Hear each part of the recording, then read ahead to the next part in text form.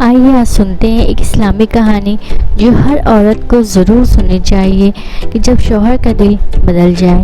آخری سانس تک اس کہانی کا نام ہے۔ میرا نام زینت ہے۔ میں نہ بہت حسین تھی نہ بدصورت، رنگ میرا سانولا تھا، قد اچھا تھا، صحت میری اچھی تھی۔ لوگ دیکھتے تو کہتے اچھی لگتی ہو ماشاء اللہ۔ میری شادی ایک ایسے شخص سے ہوئی جو شکل صورت میں میرے جیسا تھا۔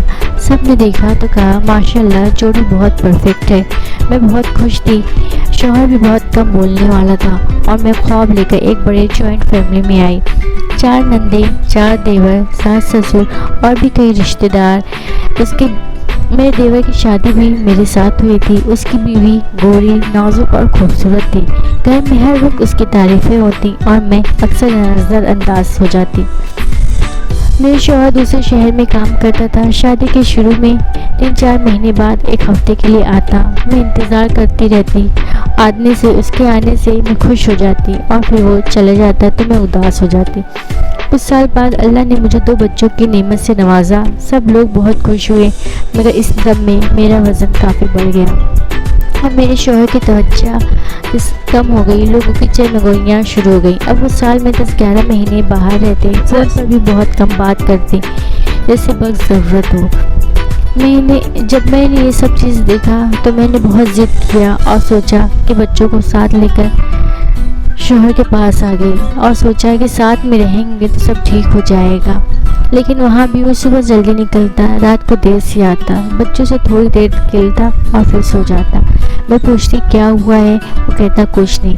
اگر میں ناراض ہو جاتی تو کہتا تم پاگل ہو، کبھی بیوقوف کہتا، اور اگر بچے روئیں تو کہتا تمہیں عقل نہیں، بچوں کو کیسے سنبھالتے ہیں۔ اور میں رونے لگتی تو وہ دوسرے کمرے میں چلا جاتا، وہیں جا کے سو جاتا۔ ایک دن میں قرآن پڑھ رہی تھی تو میری نظر اس آیت پر پڑی، وَمَن يَتَوَکَّلْ عَلَى اللَّهِ فَهُوَ حَسْبُهُ، جو اللہ پر بھروسہ کرے وہی اس کے لیے کافی ہے۔ میں دعا کرتی کہ یا اللہ مجھے صبر دے اور میرے دل کا بوجھ ہلکا کر دے۔ شوہر کے اس طرح کے رویے سے کبھی کبھی میں چپ ہو جاتی اور کبھی بہت روتی۔ وقت کے ساتھ میرا دل اور دماغ بیمار ہو گیا۔ ایک رات میں نے اپنے بچوں کو گلے سے لگایا۔